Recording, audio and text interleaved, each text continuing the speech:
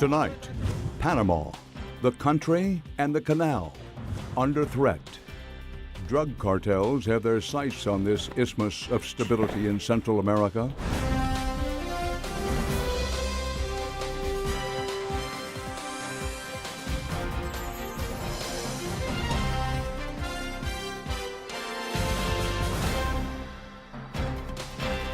Good evening.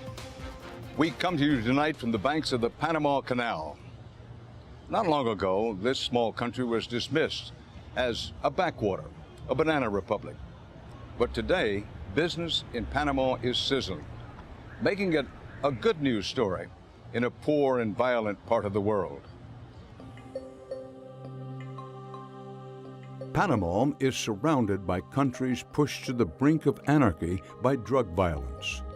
We all know what's happening in Mexico, and to the south, Colombia has long been the world's top supplier of cocaine. In between are countries like Guatemala, El Salvador, Nicaragua, now battlefields for competing drug cartels, and Honduras, today the deadliest place on earth. And there, smack dab in the middle of it all, is Panama. And more importantly, the Panama Canal. The canal was built, guarded, and operated by the United States until it was handed over to Panama at the very end of the 20th century. Today, the canal rakes in a staggering $1 billion a year, money that has gone directly into building up this once poor nation.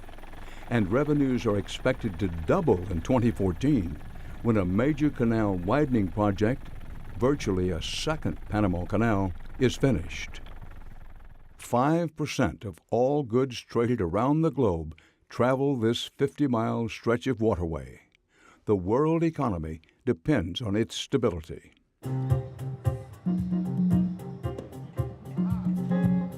Panama is booming. The capital, Panama City, has a gleaming new skyline that rivals Miami's, not to mention a surging tourism industry. The New York Times called Panama the place to visit in 2012. This tiny country has become a magnet for foreign investment.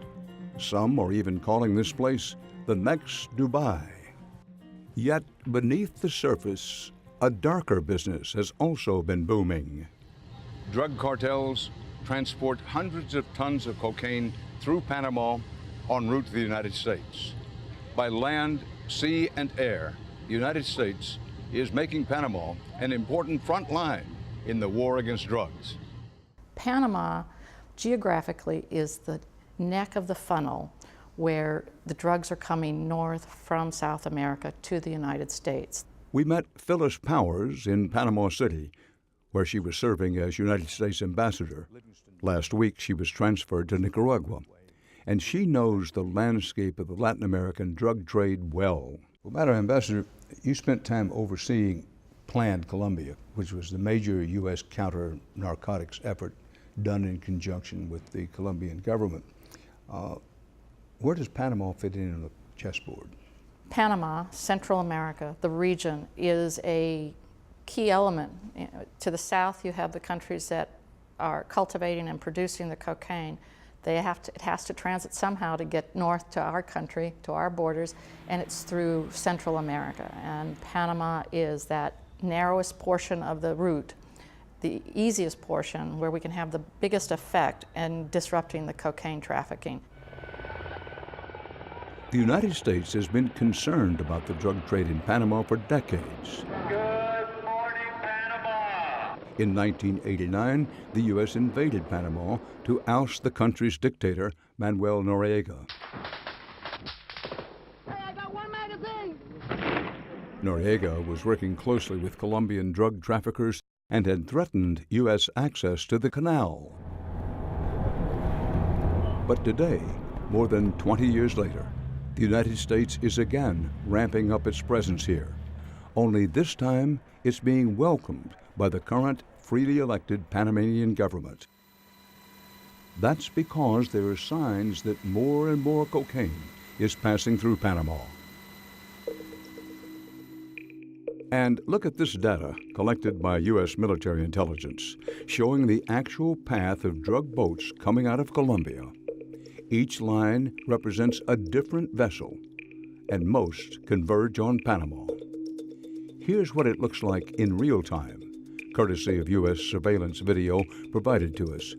This is footage of a U.S. Coast Guard boat ramming a drug smuggling launch packed with cocaine.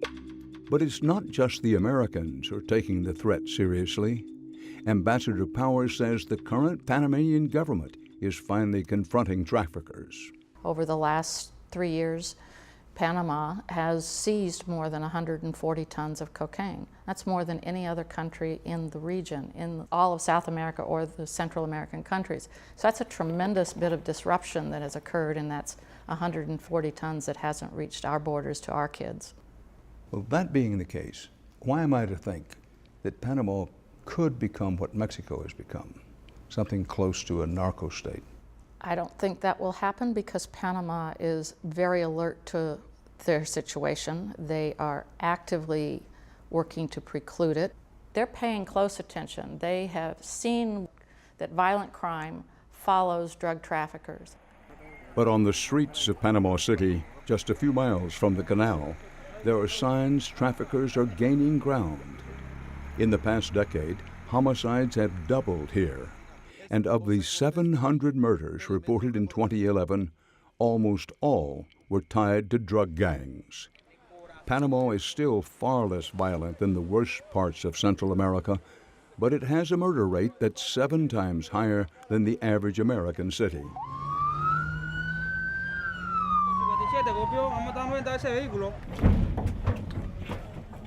On a Saturday night, we joined an anti-gang unit from Panama's National Police. But this is not your normal police patrol. In a new initiative, dozens of cops swarm high-crime Panama City neighborhoods in nightly operations like this. We're in one of Panama's roughest slums, looking for gang members up to no good. At well-known hotspots, the police frisk and question every young man and haul off anyone without an ID. Then it's off to the next corner.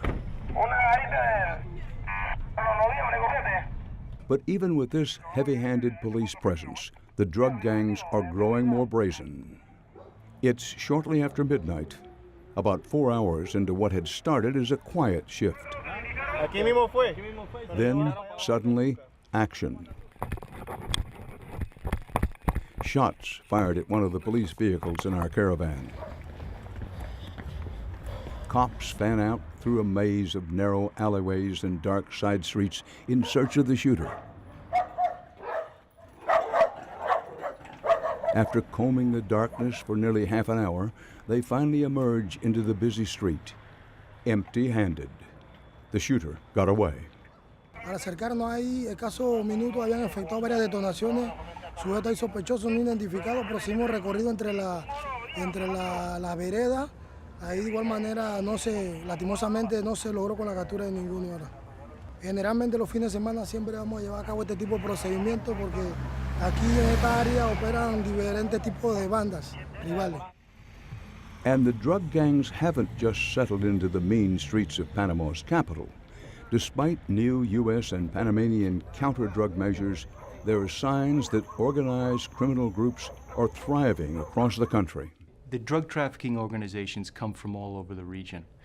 For more than a decade, Stephen Dudley has been traveling to some of the most dangerous parts of Latin America to research and report on organized crime. So the FARC, for example, is a classic example of an organization. He's currently a research fellow at American University and co-director of Insight Crime, a think tank focusing on the international drug trade.